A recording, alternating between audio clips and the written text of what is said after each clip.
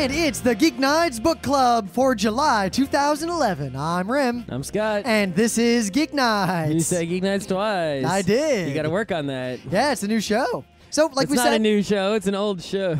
cut off of Geek Nights. So, the new book, the next book, will be announced right now. Before we even say what the current book is? I guess. This is the book club review of Isaac Asimov's Foundation. Yep. Chosen by Scott. Yep. Neither one of us had read it, kind of a big glaring hole in our knowledge of science fiction. Well, it's because, we read Hyperspace.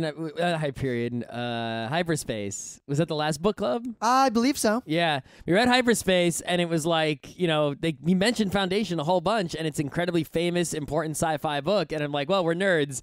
Geek Nights. How could we not have read that book? So I'm like, I believe you were like, I've actually never read Foundation, and I paused, and I was like, yeah, I haven't either. I read it partly before, but I didn't remember shit. So I was like, that's going to be the book club book. So it was. And we'll talk about that in a minute. What are we going to do in August of 2011? Because now book club is now monthly. For August of 2011, this is my book chosen, recommended by Emily. I have not actually read it. So it's really Emily's choice. But I will recommend it among many recommendations I've received. Some of you recommend some stupid ass crap. Just so you know. But The Ear, the Eye, and the Arm by Nancy Farmer. Have you ever heard of it? No. It's a science fiction about three detectives named the Ear, the Eye, and the Arm. It's sounding more familiar. Set in Zimbabwe. Alrighty. In the future. And I don't want to say much more about it. I'm guessing the eye, he sees the clues. The ear, he does the eavesdropping, and the arm, he muscles people into confessing. Well, to quote a review of it, with its blend of high-tech futurism and authentic African tribal folklore, Nancy Farmer's Newbery Honor book is an exciting selection for recorded fiction. Isn't the Newbery Medal for kids' books? It is a young adult book. Oh, okay. But it's also apparently good. I'm not saying it's bad, but, I mean, I think what sold me on it was that how much African-styled science fiction do we get that is well known to fans of science fiction? I've never heard of any. Exactly. So I want to try something that has a unique take on everything, like it kind of takes everything from an angle that we might not be as science fiction readers used to. Right. It also came very highly recommended. Okay. So we have read Isaac Asimov's Foundation, and you all have only read it the first too. one. It is like it seems like there's the trilogy, which is like Foundation, Second Foundation, and then I don't know what the third one's called, but it's Foundation something. So the important thing but then here, there's even more Foundations after that are like But I think the three books are the core ones. But we only read the first one. The important thing to remember here is that you have read Foundation. Because if you have not, you should read Foundation first, because we're going to talk about Foundation assuming you have read it. Yeah. That's how book clubs work. If you want to be in the club, you got to read the book. Read a book. Maybe we should make that the theme song for this show. That would be some fair use, possibly, until we get sued. Maybe. Anyway, so Foundation. So I really didn't know much about Foundation because I completely forgot. I knew the gist of it. I knew it was sci-fi and it was about some galactic civilization. I knew that it was laying a foundation. No, that it was seriously. I knew it was about galactic civilization. And I knew it was sci-fi, laying some sort of foundation for a future civilization, like some sort of making a vault, like a Library of Alexandria. That is all I knew about this book. Oh, I didn't even know that. But anyway, so what it really is it's a collection of short stories, and I think weren't they actually published as all these separate short stories in a periodical, and then later collected into the novels? Nah, I don't know actually. Yeah, I'm not 100% sure. We're great at this. I didn't research it very well. We're so I just great read at the this. book. I didn't research it. We are best. Yes, we are best. But basically what it is, this story, there was a galactic empire, a huge galaxy-spanning empire. Well, when the book starts, there still is. That's what I'm saying. There was. And this was the great galactic empire, basically Rome. In fact, it is Rome, right? It owns almost... It's pretty obviously allegory to Rome. The things that happen and the way this thing falls apart are basically why and how Rome fell apart. Yeah, so it falls apart like Rome. I thought we were assuming that people have already read the book. Yeah, I am. So you're explaining it. Yeah. Yeah. All right. Just, because... You can keep explaining just the book that you all just read. If you went to a book club at, a bookstore, you would still, quickly, cursorily go over the, the plot. I don't know if you would, or if they'd just be like, so what did you think? Oh, maybe. I don't know. But then I feel like I also want to extend the episode at the same time. And also, someone's listening who didn't read. Yeah, fuck you. Anyway, so the galactic civilization falls apart, but this is incredibly far in the future, right? You can travel faster than light and all this stuff. So one guy is really smart, and he can actually use math and psychology to predict the future of civilization. Well, it's not that he's really smart. It's that he has this field of study that itself... He's also really smart. Anyone who understands the field of study can, basically kill us a civilization. Yeah. They can't do it to a person. Statistically. You can't get the details right, but you can get the big picture right. So what do you do if, you figure out that your entire world as you know it is going to collapse in a foreseeable span of time? He knows a dark age is coming, so what he does is... But never mind, it's the rocket fuel equation, so doing something about it alters what's going to happen. Right. So he pretty much does everything he can. He figures out that he can't avoid the Dark Age, but he figures out a way to shorten the Dark Age. And as you read all these short stories that each take place a few decades after each other with different characters, throughout this, as the history unfolds. It's like it's a history, but it's not. It's the future. It's the present is unfolding before your eyes. After this guy comes up with his plan, you get to see his plan. You don't know what the plan is. You just get to see it happen, and you can sort of predict what it's going to be. But there are some surprises here and there, right? So I will just put forth on the record, I don't think we need to bother explaining the plot. All right, fine. We'll see what the listener has to say about that. Sure. We're done explaining the plot. So what did you think? I was pleasantly surprised, as I always am when I read classic sci-fi I have not read before. Every time I decide to read a classic sci-fi that I have not already read, I expect it to be very overwrought and very, stilted. And it is never the case that is what I actually end up reading. It flowed very much like a real book. Yeah. It was good. It was enjoyable. I'm going to keep reading until I hear it gets really bad later. Really? I heard once the beast appears, it sucks. It's just not worth reading beyond that point. Okay. I expected it to be awesome, but when I actually started reading, I didn't feel awesome until I got a few pages in that it felt awesome. What's interesting is that Asimov in this book does something very particular. Every age, because it's split into ages, like the psychohistorians, the encyclopedists, the mayors. Right. That there's always one guy or a small group of people who know what's up. Exactly. They have a shit-eating grin. You can see it in your mind's eye the whole time you're reading. The shittest-eatingest grin a human has ever had. It's like the torchbearer, right? It's like Harry Seldon lit this torch and he passed it on through the years, and there's always one guy carrying it, and you know who that guy is immediately. Yeah, and even if it wasn't obvious from the story, it's the one guy where you don't know what he's thinking. Always a guy. Are there any girls in this? Not yet. There's that one courtesan. Yeah, great. Yep. And way to go, Asimov. Well, they foist off some jewelry on her, and she's done. Yeah, good job, Asimov. Yeah. Way to progress women's science fiction. Yeah, I'm sure. I guess it is shortly after Rome, so women don't have rights. I don't know. Yeah, but yeah. I don't know, it's that he has this shit-eating grin character in every age, and every other character, what they're trying to accomplish. You get inside their heads. The main character always just the other guy will say, oh, this is why your plan will fail, or you don't even have a plan, you're just stupid. And the shit-eating grin guy is just we'll see. We'll see. And the thing is, you're always rooting for the guy who knows what's up. Of course, because the guy... And he's always going to win. Because he's always kind of a jerk. Because you just, you begin to believe, right, after that first chapter or the first age, where Seldon appears for the first crisis, and it was you were right. Yep. From that, you just become a believer in it. Right? It's even though, in the book, there's the fake religion they invent to get people to believe in Seldon. Which reminded me very much of Last Exile. Yeah. But it's almost the exact same thing. Almost. But it's now you, the reader, believe in Harry Seldon, that, he's almost this godlike figure. His plan is for real. Which is interesting because that's part of the reason why I think I identify so much with Salvor Hardin in the Encyclopedists, the people who are the smart ones with the shit-eating grins, because you, having seen how everything played out from this objective standpoint as the reader, you believe it and you know that guy's going to win. So when he smiles and nods, you're smiling and nodding right along with him. The thing is, in the first book, at least,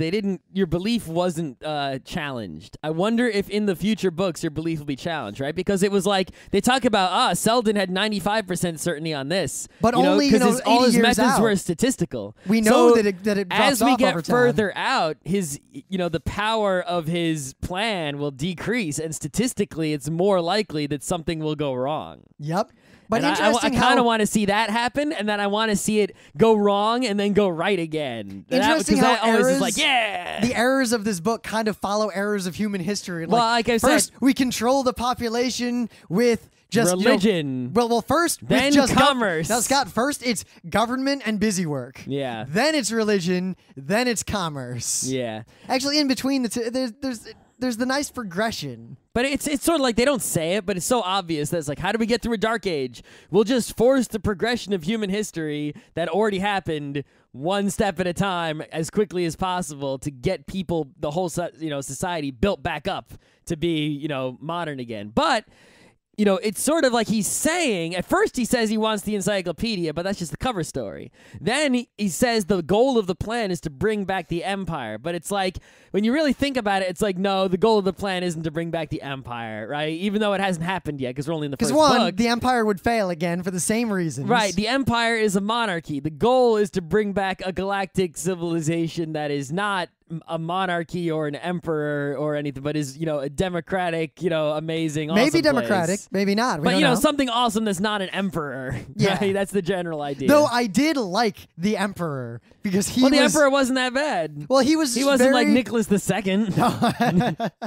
He was just, I don't know, he had a fun, like the way he was described and the level of disparity between the nobles and the ruling classes and the rest of the people in the empire was pretty, like, I like the way I also that was like how written. the empire still exists, right? It's that was great. At the end of the, it's like you didn't really think about it, but then once, towards the end, you learn the empire still exists, and it's like, oh, well, obviously it would.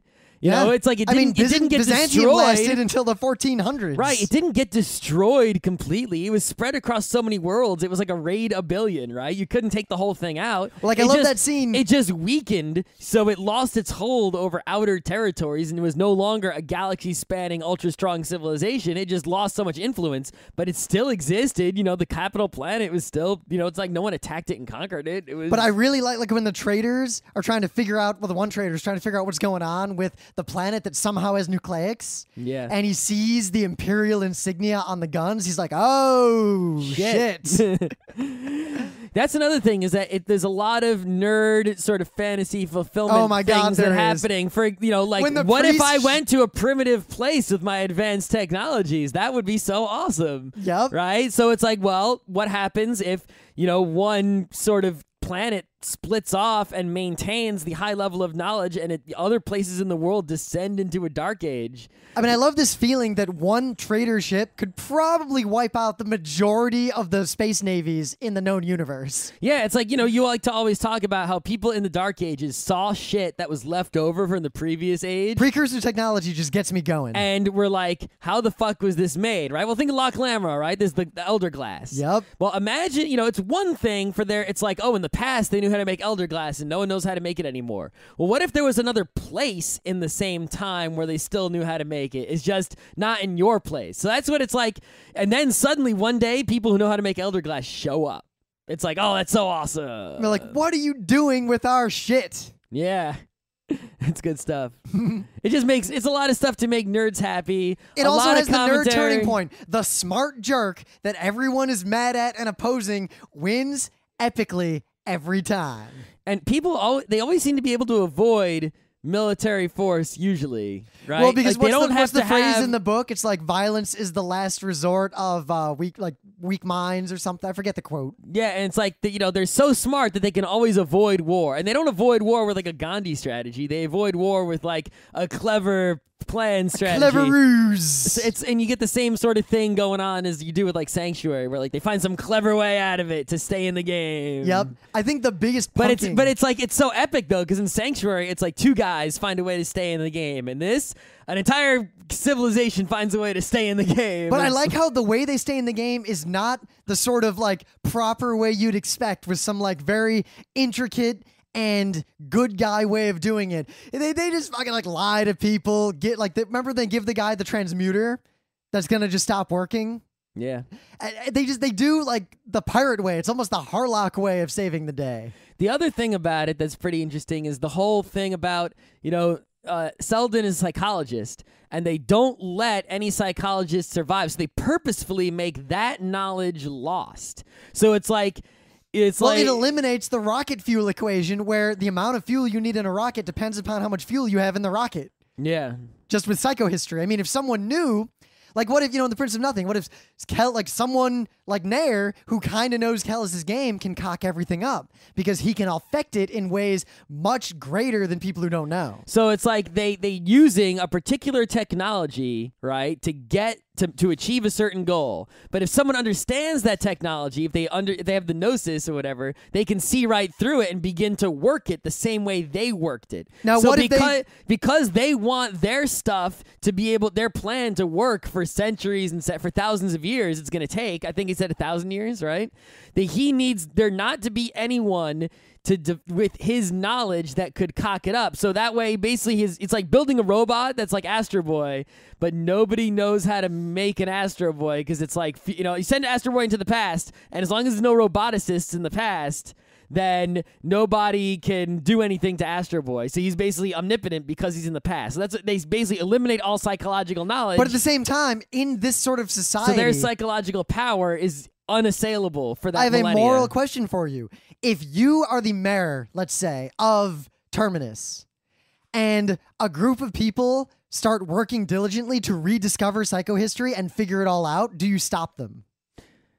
Well, if they succeed, then that means that the original psychohistory of Selden either A, intended that, or B, failed, which you can't do anything about. Or maybe C. But by that logic, you can say that about anything. That if anything happens, either it was right or it was wrong, and things would have progressed the way they progressed anyway. So why even bother? But there is a way though to tell if it's going the right way. If the vault opens right when the crisis happens, that is a good way to tell. Another great way to tell is if things are generally trending away from a dark age. If something causes a trend towards a dark age, to less intelligence, less intellect, then you know that it's going the wrong way and it's not working. But really like every time there's a crisis, things end up trending away from the Dark Age and towards Renaissance and Enlightenment. I like how Hardin seemed to have figured out early on that internal and external crisis were designed to coincide. Yep. Like that because I think that's really what he's after, Harry Selden, in the end. That if the Galactic Empire reforms or anything like it, then it would stagnate again. And if it was just the Encyclopedist, again, it would stagnate. The external crisis forces the rest of the world to be dealt with to eventually, spread the knowledge and overcome. The internal crisis forces everything to constantly be changing up inside so it can never stagnate. Yep. Like both are necessary or it wouldn't work. Yeah, they had to both evolve themselves. They couldn't just stay in encyclopedia mode forever. That wouldn't have worked, right? That's like a bacteria that cysts and never uncysts. Right. It's not a bacteria anymore. And it needs to spread. Bacterium. And it also, so it's like he's basically forced it into this evolutionary pattern, where the society acts in a Darwinian as a whole, not within society, but as a whole, the society is like an organism that is evolving, but not using Darwinian, let's kill all the weak people. They don't do that. I really enjoyed when they first, the vault opens the first time and they go inside, the few people. Yeah. And the fact that they look around, they see way more chairs than there are them, and they wonder if they already did something wrong. I know, right? I think my favorite moment when I really have to consider it is when they use religion to punk Weenus. Wynus, the prince on Anacreon. I love how that prince is like, I'll do whatever I want. Where they get the glowing clothes and shit. Yep, and he just turns off his glowing cloak and turns off his throne and turns off all the nuclear power. Yeah, it's the old significantly advanced technologies into inseparable from magic. Yep. And it's like, well, yeah, but here's the thing: is it's not inseparable from magic because they understand the technology. The other guy doesn't. So the other guy thinks it's magic, but it's not. I don't know. It's sort of like it's almost like a superhero power fantasy. It's like you have a planet of superpowered nerds that are superheroes because they have advanced technology, and all the moron planets are basically bad guys. Now, my worry is that Foundation is fun and good, but I don't think it's necessarily provocative as science fiction. Well, maybe it was in its day, right? It's hard to say. Like 70s, right? Well, I mean more in terms of if you look at it, the fundamental answer to the question is asking is how do you prevent Dark Ages going forward? Like, what can you do if crisis is coming? Too bad psychohistory isn't real. Well, maybe it is. I mean, sociology, we can pretty accurately predict how mobs of people will act in certain situations. Yeah, but we can't do that. Not yet. But that's set, some many years in the future, like 10,000 years beyond where we are now. But there's still. I thing is, that's another thing I noticed about the book I want to comment on is how many. It's supposed to be the future, but how much of it is still so 80s and 70s, right? Because it's like they're talking about nucleics, like nuclear power is the shit, and it's like, yeah. No, but look at what nucleics are portrayed as. They're not reactors the way we know them. They're more like the kind of nanotechnological manipulation in our science fiction. The point is when, a lot of this stuff and I think they're called nucleics because it sounds like it puts it on a parallel path. It's not like nuclear power as they knew in the 80s, 70s, 60s, 50s. Yeah, but the point it's still a lot of the Plus, stuff Scott, in if it it sounds is just. If it sounds 80s to you, that means Asimov was a genius. I'm just saying. It was published in 1951. What? Okay. Well, they had nuclear power in 51. I guess I had the year. I had the year completely wrong. But the point is that a lot of the stuff you could tell was like a sign of the times it was written. Like some of the technologies were advanced, and some of the technologies were the same as when the book was written. What was the same? The screens were all like flat screens. I didn't even hear them talking about screens. There were screens displaying But it's like, stuff. they still had books. They didn't have internet. We still have books. They would still use, we have books now, but we wouldn't have books thousands of years from now. Maybe we will. And books are starting to go away already. Maybe they kept books because, everything was collapsing. But, that happens with a lot of sci-fi. It's like you always think of some things to advance and some things don't. Well, we just watched Total Recall not that long ago and how everyone has gigantic walkie-talkies and there's gigantic CRTs everywhere. Yeah, but except for in his house, there's like a great flat screen. And the fact that they're always, it's weird how they're always using video phones, something that to this day isn't anything that anyone wants. We have FaceTime, yeah, but no one wants it. But I guess my point when I say it's not that provocative is, it's great and it brings forth a lot of interesting ideas, but the core ideas, the way they resolve their problems, are really just a superhero fixes everything every time. Yeah, it's true. If one awesome nerd saves the day. But it's not so much about the fact that an awesome nerd saves the day. It's what does the nerd do to save the day? Because he doesn't do anything magical. It is technology, right? And it's always like, what is he going to do? And sometimes you know what he's going to do. As soon as it's about traders that he's going to switch from religion to, mercantilism, right? You just know that's what's going to happen. But in the earlier ones, you didn't know 100% what he was going to do, when he's going to be mayor, he's going out, it's like, I guess it's just that the problems that are presented, the fundamental question is interesting.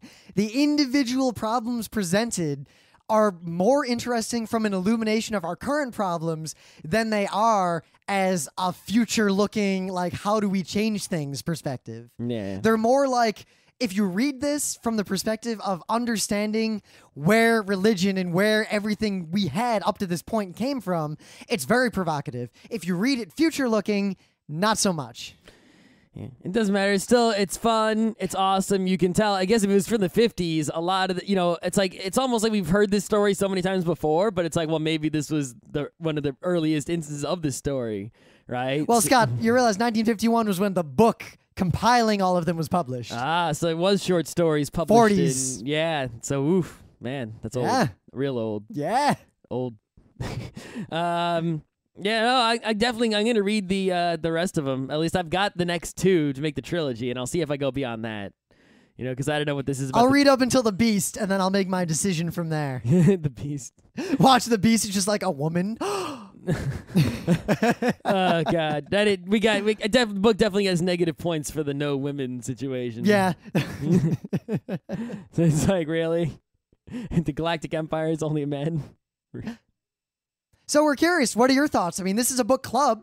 So this was just our short take on... I think now that the book club is its own show that doesn't have news, maybe we should, take some comments on the future book. So what's the book again, Rim? The eye, the ear, and the arm? This is one of those titles that's a lot like 9 somethings, 9 somethings, 9 somethings. Where you forget the order. It's the ear, the eye, and the arm. All right, so if you read the ear, the eye, and the arm, send in your comments to GeekNights@FrontRowCrew.com. Or post them in the forum or wherever. Or post them in the forum, and then we will perhaps read some on the next book club episode, which will be in a month. Yes. 1 month. We're going to do it towards the end of every month as its own episode. It won't be a Monday, Tuesday, Wednesday, or Thursday. It'll be its own thing. But for Foundation, I still want to hear your thoughts. I want to hear if you enjoyed it as much as we did. Yeah, we won't talk about it on the show, though. If you agree with our assessments of it and all that, if you have any interesting insights. We obviously skipped over a kind of textbook analysis of it because that's... You can read articles if you want to get like some professor talking about their thoughts. I just want to talk about our personal this is what I got out of this. It's like I could have researched the book and talked more about that, but it's like you can read Wikipedia too. It's like we're not the only ones who know how to read Wikipedia. I doubt many books we review in the GeekNights Book Club will have startling insights from Rim and Scott hitherto unknown to the world. Yeah, it's like I kind of, most of the reason for the book club is just to get you to read, and the show is just sort of like, entertainment to encourage. It's like, here is an entertainment that you can enjoy more if you read the book. So that's encouraging you to read the book. Everything else is just icing.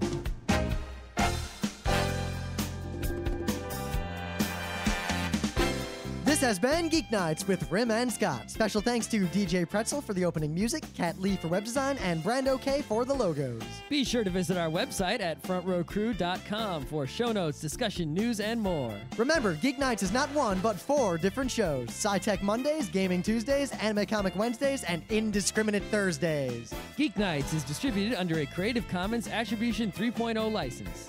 Geek Nights is recorded live with no studio and no audience. But unlike those other late shows, it's actually recorded at night.